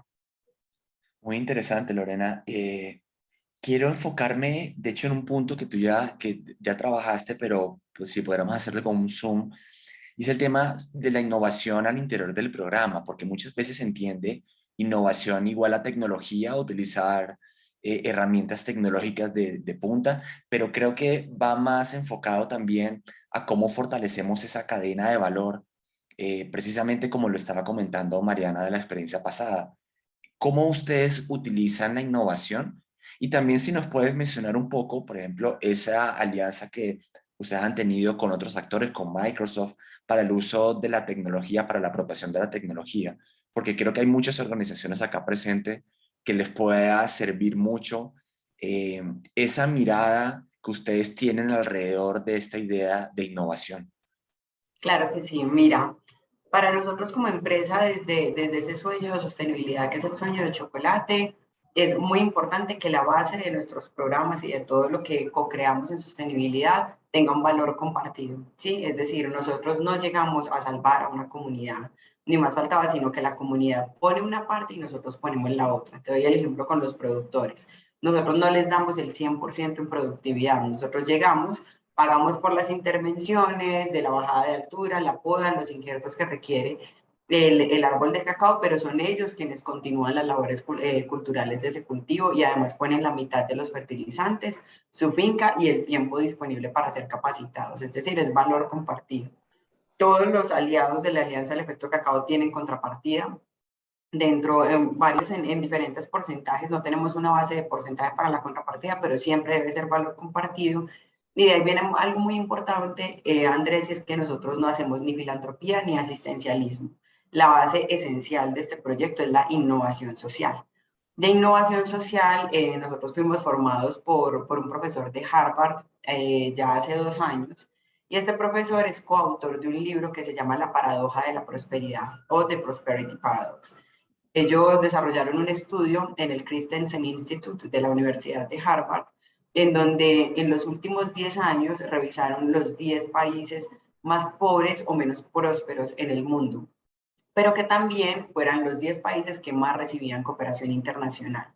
De lo que se dieron cuenta, o la gran conclusión en diferentes papers que ellos tienen alrededor del libro, es que estas comunidades eran aún más pobres por la cooperación internacional. Entonces, comenzamos a hacernos varias preguntas, las personas que hemos trabajado también con cooperantes, y lo que surgió de allí fue que realmente el asistencialismo y la filantropía son necesarios en momentos puntuales, como por ejemplo cuando, no sé, hubo un desastre natural, se requiere llevar los mercados, por supuesto, a la comunidad, pero no debería ser la base para generar proyectos de sostenibilidad a largo plazo. La base debería ser la innovación social. ¿Y qué implica la innovación social? Tenerlos a todos en cuenta y co-crear soluciones que realmente estén solucionando un problema y que no hagan que la comunidad esté dependiente de mí como interventor. Entonces, en nuestro caso, es muy clara la innovación social que tiene el Efecto Cacao. Acá hay un interés, y esa es la primera base de lo que menciona la innovación social, y el interés es comercial. Tiene que haber un interés de la compañía, no puede ser por filantropía. Yo llegué a ayudar a la comunidad en Tumaco, no, la comunidad en Tumaco puede funcionar perfectamente con o sin mí, pero nos tenemos que ayudar juntos. Yo necesito cacao y esta comunidad necesita un mayor ingreso para salir adelante, perfecto. Démonos la mano y trabajemos juntos. Claro que sí, hagámoslo por medio del valor compartido. Hace muchos años, o más bien pocos, estaba muy mal visto que una empresa tuviera un interés particular en una comunidad. En este caso ya se volcó. se volcó a que no, tiene que haber un interés, porque si Andrés no está interesado, entonces ¿qué hace acá? ¿Cierto? Porque va a venir a intervenir esta comunidad, o de cuándo acá tan buena gente, ¿cierto? Entonces tiene que haber un interés y el interés es ese.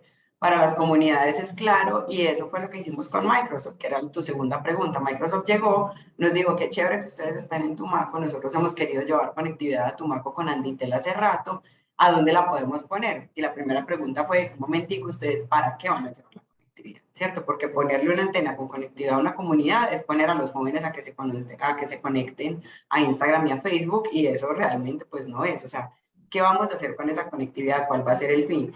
Entonces comenzamos a revisar temas de trazabilidad para el cacao, comenzamos a revisar que sí podían llegar unos programas mucho más completos, como el que te conté de BAM Academy, que incluso generó empleo para la comunidad.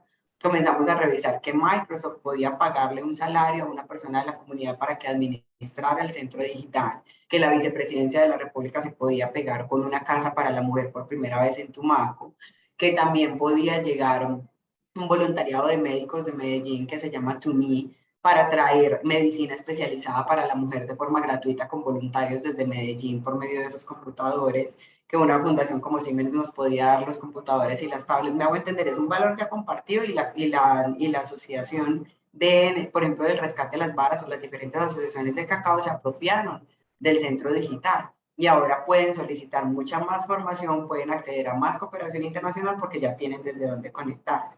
Es totalmente diferente a vamos a llevar unos puntos de conectividad.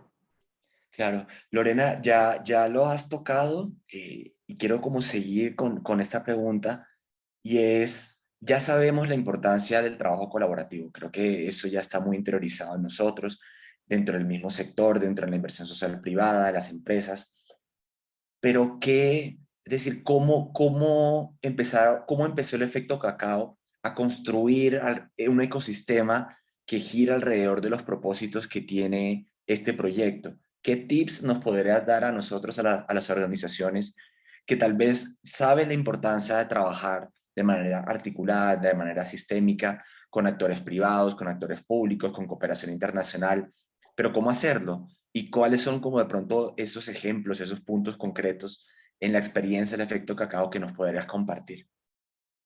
Bien, mira, yo creo que fue muy importante la visión desde sostenibilidad, ¿cierto? La visión en sostenibilidad fue clara, y el efecto cacao se enmarcó en esa parte de la visión, que es el aumento del ingreso del pequeño productor. En el efecto cacao nosotros no hacemos nada que no implique aumento del ingreso del pequeño productor. Sí, sabemos que eso se podría convertir más adelante en asistencialismo, filantropía, y para qué lo vamos a hacer. Tenemos muy claro el marco de cuál es el tipo de proyectos en los que nos metemos, el tipo de inversión que aceptamos y el que no, ¿cierto? Esa fue la primera base. Una segunda base fue revisar, bueno, nuestra necesidad como compañía es el aumento de la productividad y el mejoramiento de la calidad de los productores. ¿Cómo lo podemos hacer? Comenzamos a hacer un trazo, comenzamos a revisar el tema de los cultivos ancla, que era algo que ya habíamos iniciado por Urabá, entonces llevamos un cultivo ancla también al Huila, pero entonces aunado al cultivo ancla comenzamos a ver mucho más en ese trazo que se estaba realizando, y como te digo, pues los cacaocultores no solamente es que tengan buena calidad del cacao, es que les llegue bien dividida o segmentada esa producción a la asociación, para que la asociación pague mejor cuando le traen una mejor calidad, ¿cierto? O se transfiera realmente la prima social que está pagando, por ejemplo, el cliente. Entonces también teníamos que trabajar con las asociaciones.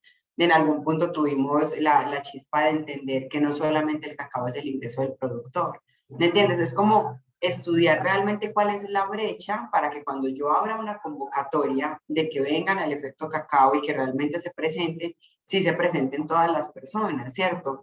Si yo no he trabajado, por ejemplo, temas de género, es difícil que se presenten unas mujeres como líderes cacaocultoras a un proyecto como este, porque la brecha se los impide, porque ellos consideran que este proyecto no es para ellas, que es para los hombres, ¿cierto?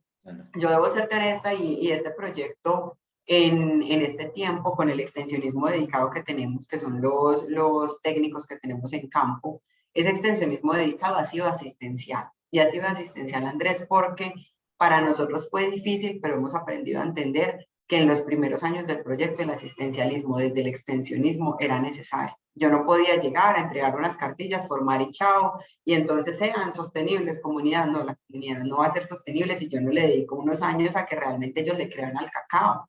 Sí, y mucho más que el cacao es un commodity, lo mueve la bolsa de valores y es difícil que las personas quieran creer en el cacao, ¿cierto? También está el estigma de que si yo cultivo cacao es porque fui cultivador de coca, ¿no? Entonces, tienes que tener en cuenta, y yo le diría a las personas que quieran hacer un trazo de proyecto, es tener en cuenta la brecha completa. Uno no va a salvarlo todo, uno no va a evitar que las personas de los cultivos ilícitos continúen, uno no va a evitar el tema de conflicto armado en las comunidades, pero hay temas que uno sí puede abarcar desde un proyecto, hay cooperantes listos para ayudar.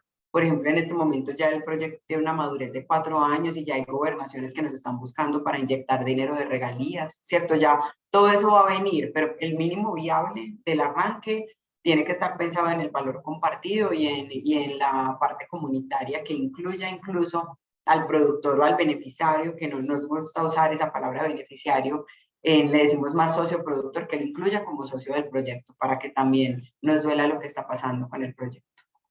No, mil gracias, Lorena, y gracias también por poner una perspectiva práctica como del día a día frente a estos elementos muy estructurales que conforman cualquier proyecto social.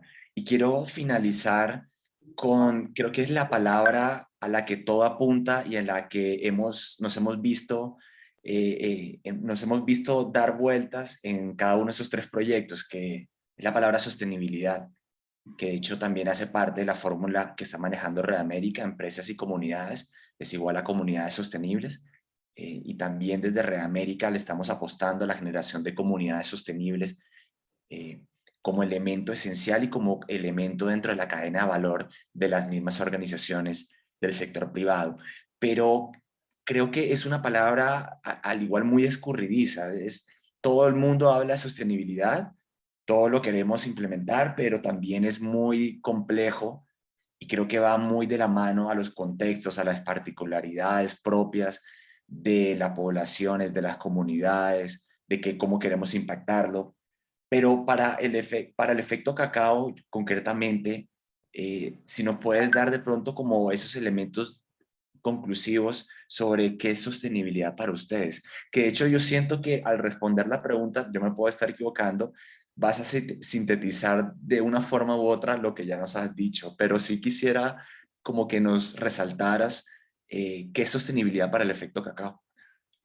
Bien, mira, sostenibilidad para el efecto cacao es justamente el marco de lo que te mencionaba en el sueño de chocolate. Es no irnos a hacer acciones puntuales, un montón de acciones puntuales que están regadas por todo Colombia, sino realmente con el público que es objetivo nuestro, ¿sí? Luker Chocolate tiene 5 cultivos ancla en este momento y nosotros solo trabajamos con las comunidades que están alrededor del cultivo ancla. Si no, no tendría sentido.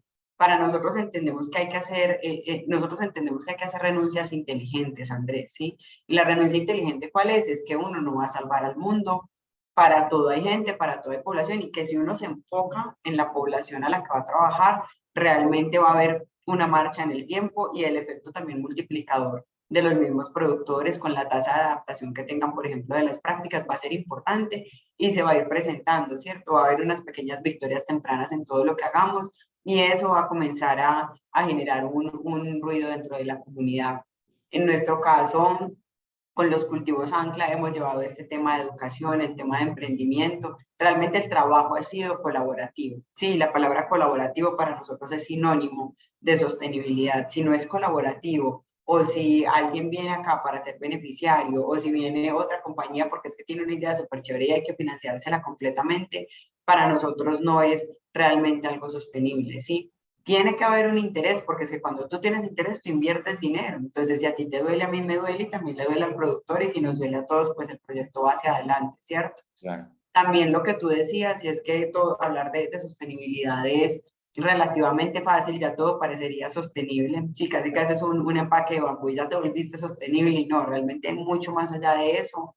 Nosotros, como te dije, reconocemos la brecha en muchas cosas, en acceso a educación, en la edad de los cultivos, en la baja implementación de tecnología, en la edad del productor mismo, la brecha de género como tal. Y si tú reconoces todas esas brechas, vas a saber que tu acción no es puntual, que tu acción no es ir en diciembre a limpiar las playas, ¿sí? Importante, pero tú vas a volver en febrero y la playa va a volver a estar sucia. Entonces realmente hay que pensar mucho más allá de qué hago yo para que realmente funcione. Bueno, entonces llevemos canecas, listo, ya pasó de asistencialismo a filantropía, llevamos canecas y ya no vamos a limpiar la playa, sino que pusimos canecas. Pero entonces, ¿qué pasa con la cultura de la gente para poner realmente la basura en la caneca, cierto? Y mucho más allá de la cultura, porque a la gente no le suena el tema de las canecas, y no solo porque no le suena, sino qué ha pasado antes, qué proyectos ha habido antes para que las personas realmente terminemos ensuciando la playa. Sí, hay que pensar muchísimo más. Yo soy amante más que de las respuestas de las preguntas, y si uno tiene las preguntas suficientes, yo pienso que salen proyectos sostenibles que permitan el valor compartido, que es en lo que nosotros creemos como compañía. Bueno, Lorena, mil gracias. Si queremos recibir más información del efecto cacao, ¿dónde podríamos ver? Si nos puedes regalar. Nos pueden seguir en Twitter somos bastante activos, tenemos todas nuestras publicaciones, lo que hacemos con los cacaocultores, sus historias, los videos, el contenido audiovisual está en Twitter, @elefectocacao. Nos encuentran así o en la página web donde está todo el sueño colaborativo con los demás proyectos, que es The Chocolate Dream o El Sueño del Chocolate en inglés. Perfecto, bueno, mil gracias Lorena, y también aprovecho de extender este agradecimiento a Miguel, a Mariana, y espero que a las personas que aún están conectadas les haya servido mucho. Como estábamos comentando, no solamente tomar herramientas y tomar estos como insumos, los cuales hemos escuchado de estas experiencias ganadoras del quinto premio Transformadores, que la publicación ya se encuentra disponible en www.redamerica.org, sino también creo que una forma de inspirar, ojalá que conocer de mano los protagonistas y conocer también cómo se estructuran estos proyectos exitosos, de cómo la empresa privada está afectando positivamente a las comunidades, está generando comunidades sostenibles, les sirva de inspiración también a ustedes para implementar en cada uno de los proyectos que están manejando sus organizaciones. Entonces, ojalá que no tengamos pánico escénico.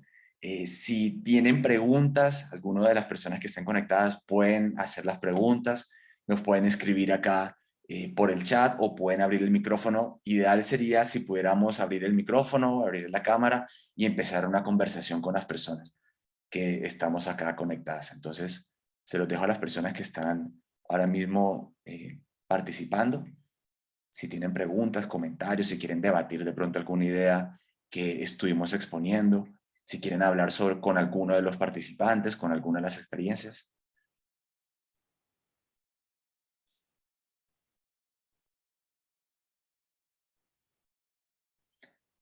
Estamos tímidos.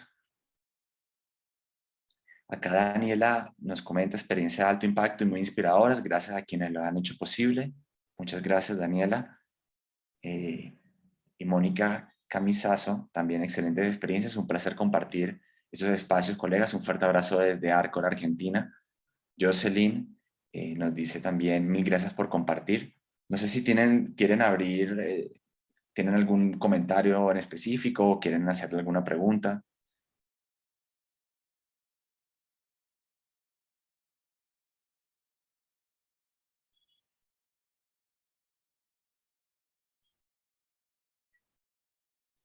Jocelyn, ¿Qué tal? ¿Qué tal? nos Muchísimas salvaste. buenos días a todas y todos. Pertenezco a Fundación Haciendas del Mundo Maya junto con mi colega Mariana Po y también con Carlos. Muchas felicidades, Carlos, por la presentación que diste y nos compartiste. Y bueno, en general, estábamos escuchando, nos llamó muchísimo la atención el tema de Propaz y cómo justo con proyectos ya de, como dicen, ¿no? Con socios productores, una vez que ya tienen estas capacidades y habilidades financieras, como lo percibí, lo entendí, fue un siguiente momento a temas ya de escalar, de presentarles las posibilidades de microcréditos y demás, ¿no? A mí me encantaría saber justo cómo lo viven los grupos, este tema en los microcréditos. ¿Por qué lo menciono? Porque hemos estado en diferentes plataformas últimamente donde cada vez se escala más y se escucha más abrir estos panoramas. Siempre han existido estos panoramas de de microcréditos y demás para los y las productoras, ¿no? Pero vemos que ahora existen muchísimo más sólidos con un acompañamiento previo en habilidades financieras fuertes, en habilidades, pues, desde, bueno, o sea, vamos, empresariales y demás, ¿no? Entonces, si bien nos compartieron, o sea, ¿cómo han caminado esto y cuáles han sido sus principales retos que han observado en los mismos grupos al escalar en estos momentos? Y si nos pudieran dar como algunas recomendaciones, si en algún momento alguien lo quisiera hacer, ¿cuáles nos darían, no? Sería todo. Mil gracias.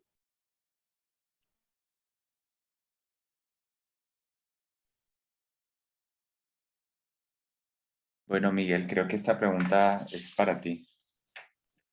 De acuerdo, Andrés, gracias. Jocelyn, muchas gracias por tu inquietud. Y bueno, primero quisiera comenzar por decir que el enfoque en el mundo está cambiando. De un enfoque de regalar cosas hacia un enfoque de apoyar y hacia un enfoque de confiar. Venimos de un enfoque de, por ejemplo, postear en portales el proyecto de una persona para que quienes quieran, entre comillas, fondear ese proyecto, y estoy hablando del crowdfunding, lo puedan hacer con pequeñas cantidades de dinero, $10, $20. Y ese mundo es bueno, y hay entidades que lo hacen y son exitosas. Allí no se espera una rentabilidad económica, sino que simplemente es un impacto social. Pero venimos de un mundo, o vamos más bien hacia un mundo donde hay que juntar esas dos partes de la financiación y el acompañamiento socioempresarial. Si eso no se hace, vamos a seguir teniendo experiencias frustrantes y no sostenibles. Es frustrante recibir formación y luego que nadie me apoye económicamente para poder implementar eso que yo aprendí y que quiero hacer como modelo de negocio. Y es frustrante entregar un dinero que luego se pierde porque no existen las competencias o habilidades para hacer con eso realmente un negocio autosostenible. Entonces, esas transformaciones dentro de Empropaz nosotros las hemos vivido. ¿Por qué? Porque muchas veces llegamos a los territorios y la gente dice, ¿no me vas a regalar el valor del crédito? Pues no, porque esto es un préstamo, porque confiamos en ti. Entonces hay que ser muy claros y yo creo que la primera recomendación es ser absolutamente claros desde el origen. Cuando nosotros convocamos a las personas, hacemos un evento y ese evento puede tomar un par de horas.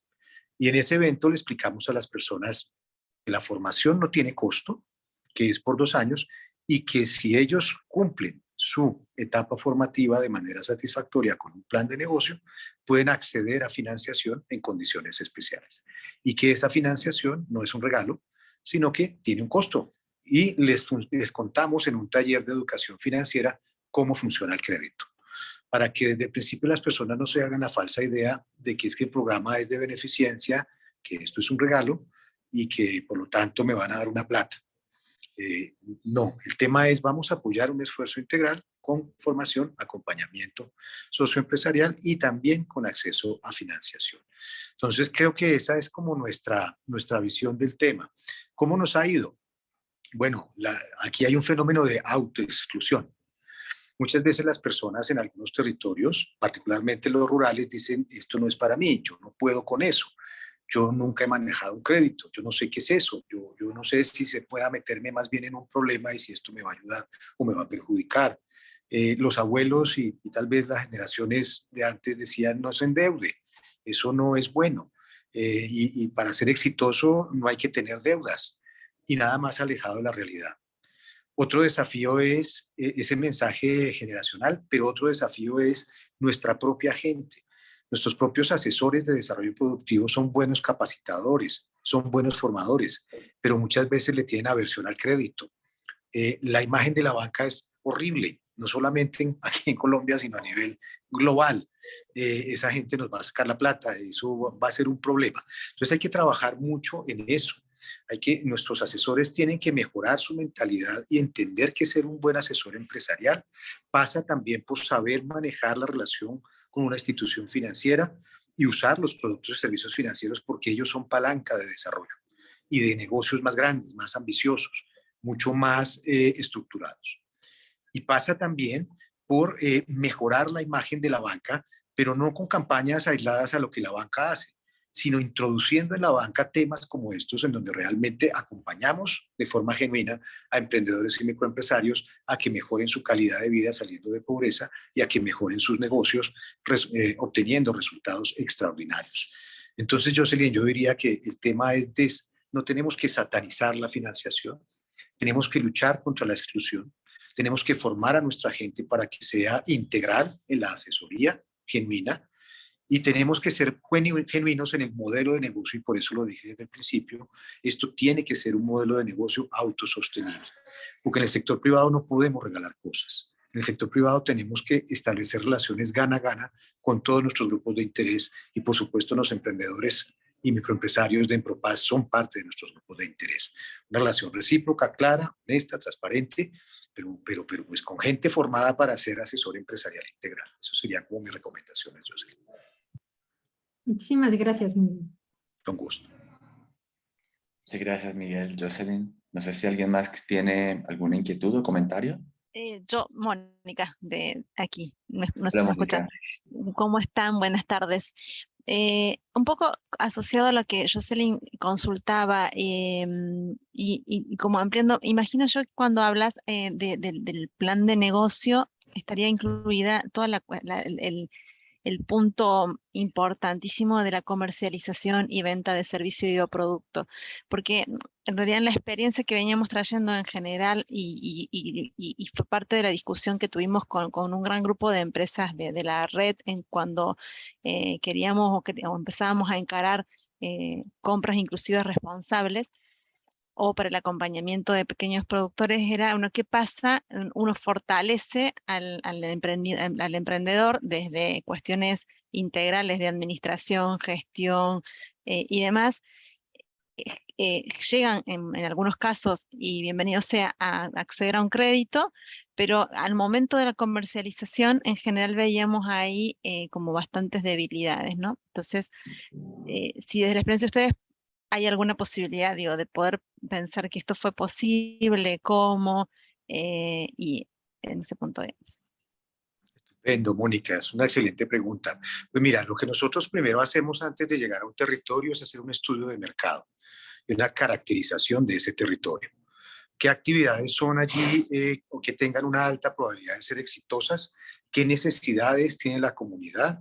¿Y qué habilidades empresariales se requieren? Cuando hacemos la selección de los proyectos que vamos a acompañar, tenemos eso presente. Porque si alguien quiere, voy a hacer como un ejemplo gráfico, fabricar remeras abrigadas en el trópico, pues no va a vender una. A temperaturas de 40 grados eso no se vende nunca. Pero si lo que quiere es hacer helados para refrescar en el trópico, pues eso sí que tiene salida. Entonces fíjate que los estudios de mercado son la columna vertebral de la intervención territorial. No se trata de llegar al territorio simplemente a preguntar quién quiere emprender, que yo le quiero ayudar. Se trata de establecer un estudio de mercado con inteligencia comercial que nos permita decir estas son las oportunidades de desarrollo, estas son las necesidades y estos son los negocios que pueden ser exitosos. Y como te digo, Mónica, eso debe ser, en nuestro caso en Empropaz, un criterio de selección de los emprendimientos y microempresas que estamos dispuestos a acompañar. Entonces hay un primer gran filtro, ¿no?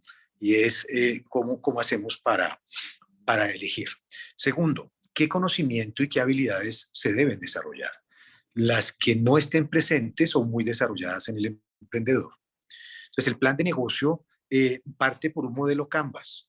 En ese modelo Canvas nosotros empezamos a mirar el mercado objetivo, la relación con los clientes potenciales, canales de distribución, por supuesto la oferta de valor, actividades clave, recursos clave, relaciones con aliados, costos, ingresos. Y al resolver esa ecuación, él debe ir reflejándolo en qué es lo que va a hacer con su negocio. Muchos de ellos reciben formación especial en esto, estrategia de comercialización, y todos tienen que tener claro su mercado objetivo y cómo es que lo van a comercializar. Cuando eso termina, eso debe verse reflejado en un flujo de caja proyectado y luego en un plan de inversiones. Y ese plan de inversiones contempla si necesitas crédito o no.